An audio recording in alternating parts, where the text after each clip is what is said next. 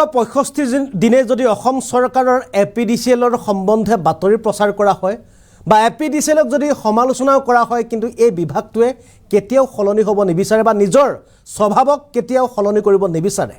এবাৰ এপিডিচিএল তথা বিদ্যুৎ বিভাগৰ পুনৰ আজব কাণ্ড আৰু এইবাৰ এনে আজব কাণ্ড সংঘটিত কৰিছে আপুনি শুনিলে বা জানিলে আপুনি আচৰিত হৈ পৰিব।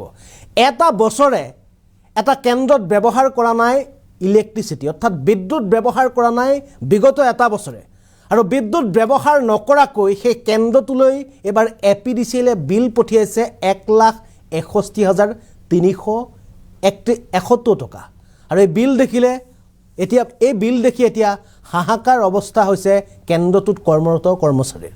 আৰু এই মুহূৰ্তত জনাব বিচাৰিছোঁ এই বিশেষ খবৰটো। এবাৰ মঙলদৈত বিদ্যুৎ বিভাগৰ আজব কাণ্ড। মঙলদৈত বিদ্যুৎ বিভাগৰ এবাৰ আজব কাণ্ড। বিদ্যুতৰ বিল দেখি মূৰে কপালে হাত দিছে ৰাইজে। বিদ্যুৎ ব্যৱহাৰ অবিহনে বিল আহিল 1,61,365 টকা। অংগনবাড়ী কেন্দ্ৰলৈ বিদ্যুৎ বিভাগে প্ৰেৰণ কৰিলে এই আজব বিল। না ভূত না শ্ৰুত বিল। এবছৰৰ পূৰ্বে কেৱল মিটাৰ লগাই থৈ গৈছিল বিদ্যুৎ বিভাগে। বিদ্যুৎ সংযোগ কৰি কেৱল মিটাৰ লগাই থৈ গৈছিল আৰু এটা বছৰে ব্যৱহাৰ কৰা নাই কোনো লাইট ফেন, কোনো ধৰণৰ বিদ্যুৎ ব্যৱহাৰ কৰা হোৱা নাই অংগনবাড়ী কেন্দ্ৰটোত আৰু অৱশেষত বিদ্যুতৰ বিল আহিল 1,61,365 টকা বিল। আৰু এই আজব ঘটনা সংঘটিত হৈছে মঙলদৈত আৰু মঙলদৈত এবাৰ এপিডিচিএলৰ আজব কাণ্ড। পিছে কেৱল মঙলদৈ নহয়, অসমৰ প্ৰতিটো প্ৰান্তত প্ৰতিখন জিলাৰ প্ৰতিটো অঞ্চলত বিদ্যুৎ বিভাগৰ এনে আজব কাণ্ড কোনো নতুন কথা নহয়।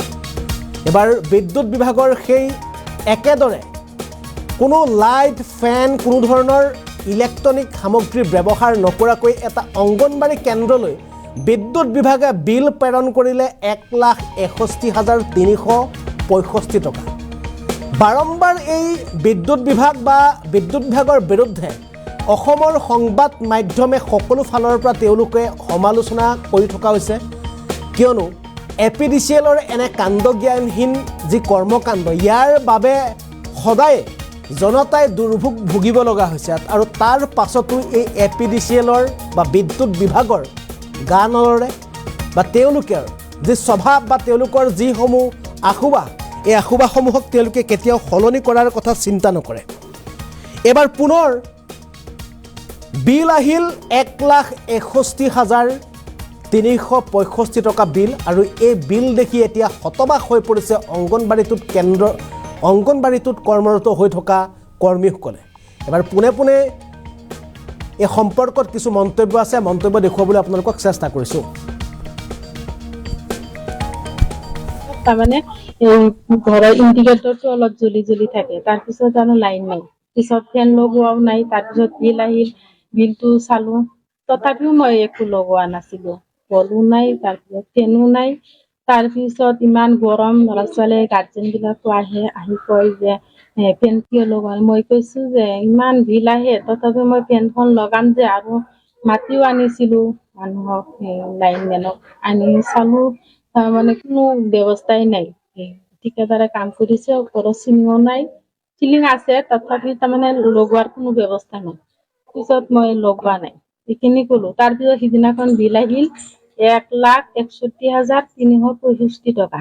তাৰপিছত সিহঁতে ক'লে যে তথাপিও ফেন কিয় লগাই। মই ইমান বিল, কি মিটাৰ লগাইছে মইতো এইটো নাজানো, ইমান বিল আহিছে, লাইন কোনো বস্তু কানেকশ্যনই দিয়া নাই, ফেনো নাই, বলো নাই, একো কামেই কৰা নাই, ইমান বিল আহিছে তথাপি মই কেনেকে লগাম, লগালে বা কি হ'ল। 1 বছৰে হ'ল কানেকশ্যন ঘৰতে এইটো লগোৱা। মানে অকল মিটাৰটোহে আছে নেকি?